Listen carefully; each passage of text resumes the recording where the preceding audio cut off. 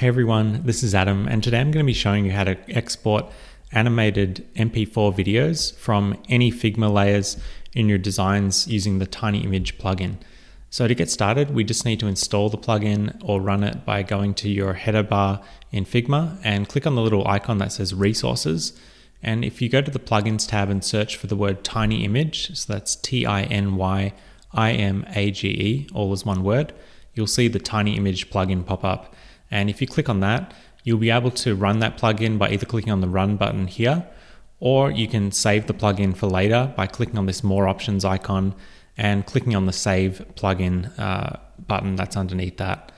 So once you've already installed the plugin, you can run it, as I said, by clicking on the Run button, or you can just right-click anywhere, go down to Plugins, and then go to Saved Plugins and click on the TinyImage plugin. So that's just going to run the plugin that we just set up a second ago. And you can see here in my design, I've got a really simple design with a handful of different images in it. And I basically want to create an animated MP4 video from these images and export that from Figma. So I'm going to do that by selecting all of the image layers that I want to include. So I'm just going to select all of those. You can see they've been selected on the canvas. And then in our plugin, we're going to click on the Create GIF/MP4 button in the header here. So I'm going to click on that button with these layers selected. And that's just going to load up a little preview of what this animated export's going to look like. So you can see by default, it's setting a 500 millisecond delay between each of these frames. So you can see we've got all the frames here. Each of them is going for half a second.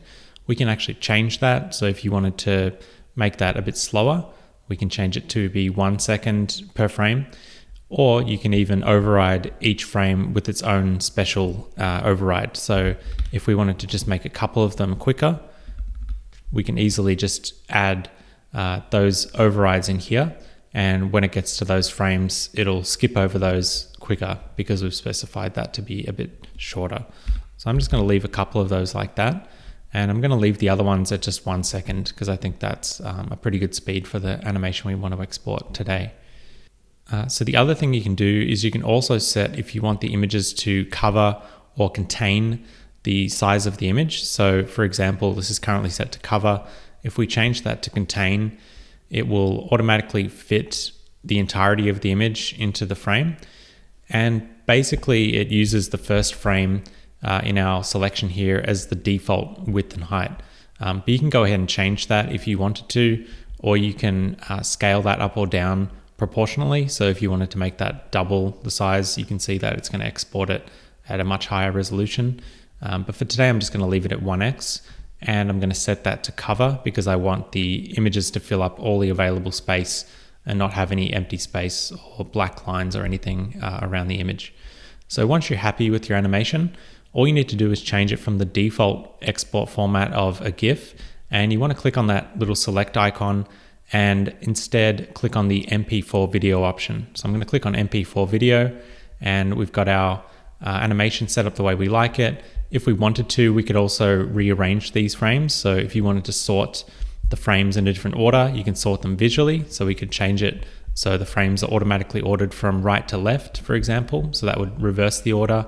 You can also drag and drop these around. If you want to manually change the order of some of these frames, you can totally do that as well.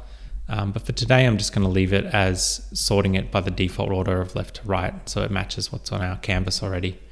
Okay, so I'm all done, and I'm ready to export the frames to an MP4 video. So now all I have to do is click on the Export MP4 button, and that's going to take those frames and generate an MP4 video from Figma and allow me to save it anywhere on my computer. So I'm just going to save it on my desktop, and you can see it's just saved. And now if I click on that video on my desktop and double click it, it's going to open up the MP4 file. So you can see we've got the .mp4 extension, and now I'm just going to hit play. And you can see here it's exported our animated MP4 video from Figma the same way that we designed it in the plugin. So if we replay that one more time, you'll be able to see that most of these frames go for a second. And then we've got those 2 frames that also go for half a second. So this one and this one are a little bit quicker. But that's basically what it looks like. So it's exactly what we exported and exactly what we designed. in Figma has now been exported as an animated MP4 video really quickly. So you don't have to use any other video editing tools or any complex software just to get these images from Figma into an animated MP4 video. You can just click one button once you've designed it in the TinyImage plugin and export it instantly to a usable MP4 video that you can post on social media or anything you want really. You can just share that video file around that's now on your computer. Okay, so that's basically it for today. I just wanted to keep it really simple to show you how to take any layers in your Figma file and turn those into an animated MP4 video from Figma. This is the way to do it. If you want to do it really quickly, feel free to give the TinyImage plugin a go, and hopefully it improves your workflow. Okay, so I'm going to leave it there for today, and thank you as always for watching.